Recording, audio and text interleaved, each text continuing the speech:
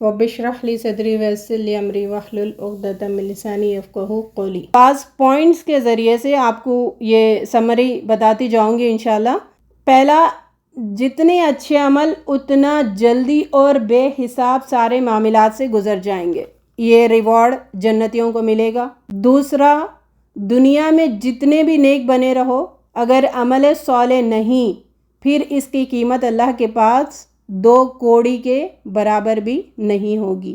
جیسے اس میں فرحان احمد جو استاد تھے ان کا ذکر کیا گیا تو میں تو بڑا ہل کر رہ گئی، کیونکہ جو ذمہ داری لے کر کوئی کام کرتا ہے، اگر وہ عمل نہیں کیا تو اس کے تو اللہ تعالیٰ دھجیاں اڑا دیں گے۔ دنیا میں جتنا بھی اچھا دکھ رہا ہے نا، تو پھر وہ اللہ کی نظر میں اچھا نہیں ہے۔ ان دھوکوں سے ہمیں باز آنا چاہیے، اپنے آپ کو اللہ کی نظر میں اچھا بنا کے زندگی گزارنا ہے۔ تھرڈ پوائنٹ جو فوکس ہے اس ناول میں، دنیا میں گناہوں کو چھوٹا سمجھ کر جو مبتلا ہوتے ہیں گناہوں میں، ان کا حال قبر سے اٹھ کر بھی کئی سال کی مسافت طے کر کے قیامت کے میدان تک پہنچیں گے۔ مطلب ہم یہاں پہ چھوٹا گناہ سمجھ رہے، اللہ کی نظر میں وہ بہت بڑا ہے، بہت بڑا ہے، اور اتنا بڑا ہے کہ اس کے بدولت انسان کئی سال کی مسافت قیامت کے میدان میں تڑپتا رہے گا۔ پھر ان گناہوں کی وجہ سے اللہ اس کو بدصورت اور بدبودار جسم دیں گے، پھر اذیت بھی ہوگی قبر کے اور برزخ کے دوران قبر میں، پھر قیامت کے دن۔ یہ بھی ایک فوکس پوائنٹ ہے کہ چھوٹے چھوٹے گناہ بھی اللہ سے ڈر کے ہمیں رکنا چاہیے۔ ویسے تو مجھے ہمیشہ یہ بات ذہن میں آتی ہے کہ ہم تو کوئی چھوٹے گناہ کر ہی نہیں رہے، ہم سارے گناہ چھوٹے سمجھ کے جو کر رہے وہ بڑے بڑے گناہ ہیں۔ اللہ ہمیں بخش دے، گناہوں کو چھوڑنے کی اللہ تعالیٰ ہمارے اندر خواہش پیدا کریں۔ چوتھا پوائنٹ جو فوکس ہے، کھانے پینے جو بھی جنت میں ملنے والے ہیں وہ سارے مختلف، مطلب دنیا کے کھانے پینے سے ہم ملا ہی نہیں سکتے، جنت کے کمپیئر کر ہی نہیں سکتے جنت کے کھانے کو۔ اور دوسرا، جنت میں جو گھومنا پھرنا ہے، جیسے یہاں پہ آپ فلائٹ لیتے ہیں، گاڑی لیتے ہیں، بس لیتے ہیں، وہاں پر گھومنا پھرنا مطلب انسان تصور کر رہا ہے اس مقام پہ پہنچ رہا ہے، تو گھومنا پھرنا بھی مختلف، ادھر ادھر جانا آنا بھی مختلف، مطلب ایک الگ ہی جہاں ہے جنت کا، ایک الگ ہی جہاں، الگ ہی چیزیں، الگ ہی جس کا تصور اللہ نے دلایا ہے قرآن میں، لیکن وہ اصل کیا ہے وہاں جا کر پتہ چلے گا۔ تو ہم دنیا کی کسی بھی چیز سے جنت کو کمپیئر نہیں کر سکتے۔ اور پانچواں پوائنٹ، قیامت کے دن کی سختیاں نیکوکاروں کو نہیں ہوگی، نیک لوگوں کو نہ قبر کی سختیاں ہوگی نہ قیامت کی سختیاں ہوگی، ایک ہی ماحول میں ہوں گے۔ قیامت میں جنتی بھی ہوں گے، جہنمی بھی ہوں گے، یعنی نیکوکار بھی ہوں گے، بد بھی ہوں گے، لیکن اسی جیسے ہم کسی کمرے میں ہیں، وہاں پہ گرمی ہے تو ہر ایک کو گرمی فیل ہوتی ہے نا۔ قیامت کا دن سب کو وہی میدان میں ہونا ہوگا، لیکن جنتیوں کے لیے وہ مشکلات نہیں فیس کرے گا۔ وہ ایک کمرے میں ایسا ہو سکتا دنیا میں کہ ایک کو ٹھنڈا فیل ہو رہا ہے، ایک کو گرمی فیل ہو رہی ہے، ایسا نہیں ہو سکتا نا، دونوں کو بھی گرمی فیل ہوتی ہے یا دونوں کو بھی ٹھنڈی فیل ہوتی ہے۔ لیکن قیامت کے میدان میں اسی ماحول میں نیک بخت الگ فیل کرے گا اور بدبخت الگ فیل کرے گا، تو کتنی بڑی بات ہے اسی ماحول میں، یہ بھی بڑی سوچنے والی بات ہے۔ چھٹا پوائنٹ جو ہے، جو دنیا میں ایکٹرز کو، ٹرینڈ سیٹرز کو جو ہم فالو کرتے ہیں، ٹرینڈز کو فالو کرتے ہیں، دنیا میں بہت آگے بڑھنے کی کوشش کرتے ہیں، فالو کرتے ہیں لوگوں کو کاپی کرنے کی کوشش کرتے ہیں، ان کا جو دردناک اور بھیانک انجام جو ہے، مطلب 6 پوائنٹ سے ہمیں کیا پتہ چل رہا ہے کہ بھائی کسی کو بھی فالو مت کرو، کسی کے پیچھے اندھا دھن ہو کر مت چلو، کیونکہ یہ بیڑا غرق کرنے والی صفت ہے، ہمیں اس سے باز رہنا ہے۔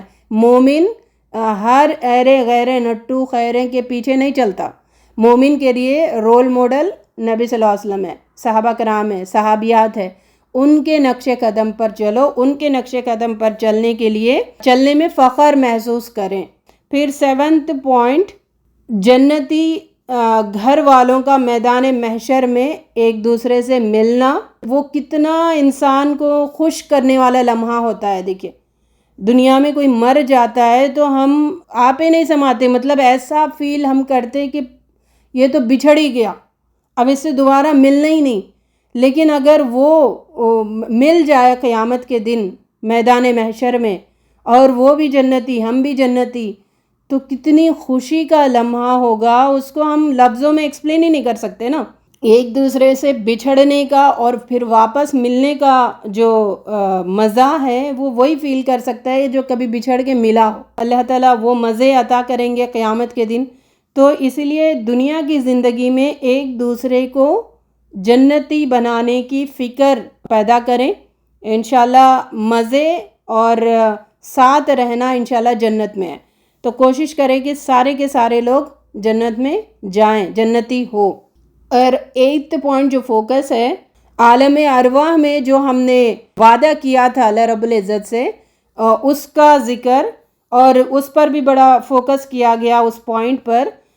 3 قسم کے لوگ تھے جو عالم ارواح میں روحوں کے ذریعے سے ہم نے اللہ سے وعدہ کیا تھا۔ پہلے انبیاؤں کے ساتھ ہی، مطلب انبیاؤں کے ساتھ جو بھی لوگ تھے انہوں نے مان لیا، انبیاؤں کی اطاعت کی، ان کے درجے بھی اتنے زیادہ، جنہوں نے نہیں مانا ان کا امتحان اور ان پر سختی بھی اتنا زیادہ۔ جیسے ابوبکر صدیق رضی اللہ تعالیٰ عنہ کو اتنا ہی ریوارڈ، ابو جہل کو اتنا ہی سخت عذاب۔ عالم ارواح میں ہم نے اپنا خود اللہ سے وعدہ کیا تھا کہ ہم یہ کام کریں گے، اطاعت کریں گے، تو ہمارے بتائے ہوئے بیس پہ اللہ نے ہمیں بعض دور میں پیدا کیا۔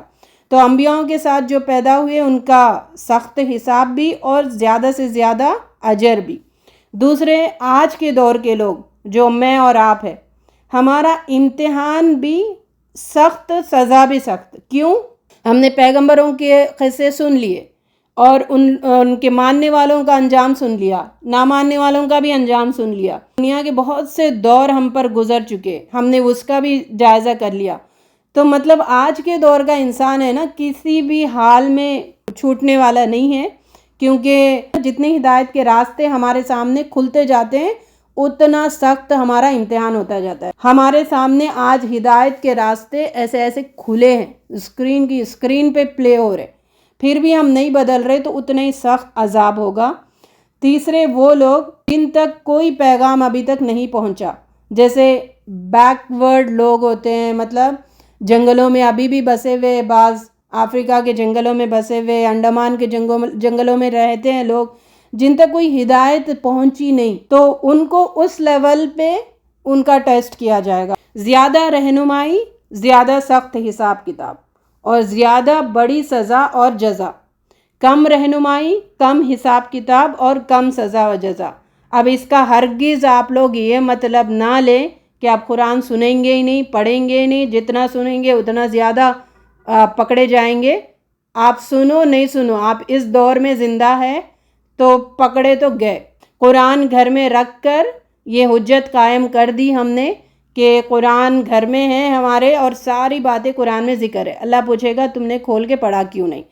تو بہرحال بھاگنے کا کوئی راستہ نہیں ہے، سمجھ لے، سدھار لیں تو انشاءاللہ مزے جنت میں۔ پوائنٹ جو فوکس کرنے والا ہے، ہم جو دنیا میں اللہ نے بھیجا ہمیں، ہمارا واحد کام کیا ہے کہ لوگوں تک اللہ کا پیغام پہنچاؤ، لوگوں تک اللہ کی پہچان کرواؤ، بس۔ اب لوگ مان رہے نہیں مان رہے اس سے ہمیں کوئی سروکا نہیں ہے، اس کا وبال ہم پہ نہیں پڑے گا۔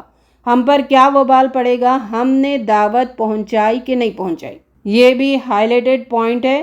ہم کیا کرتے؟ لوگ عمل نہیں کر رہے، اس وجہ سے ہم بھی گناہ کے راستے میں جاتے۔ یہ عقل مندی کی نشانی نہیں ہے۔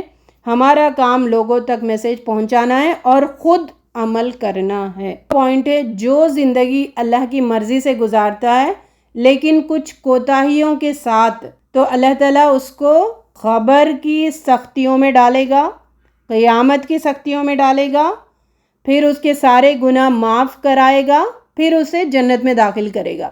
یہ بھی پوائنٹ فوکس کریں، مطلب ہر ایک جہنم میں نہیں جانے والا۔ جہنم میں کون جائے گا؟ جس نے شرک کیا، کبیرہ گناہ کیا، جو منافق ہے۔ اب باقی سیدھے راستے پر ہے لیکن تھوڑے بہت گناہ ہو گئے، ان کو اللہ تعالیٰ خبر کی سختی سے گزاریں گے، قیامت کی سختیوں سے گزاریں گے، یعنی ان کے سارے گناہوں کا بدلہ چکا دیں گے، پھر ان کو جنت میں داخل کریں گے۔ اس کا ذکر قرآن اور حدیث سے بھی ہمیں ملتا ہے۔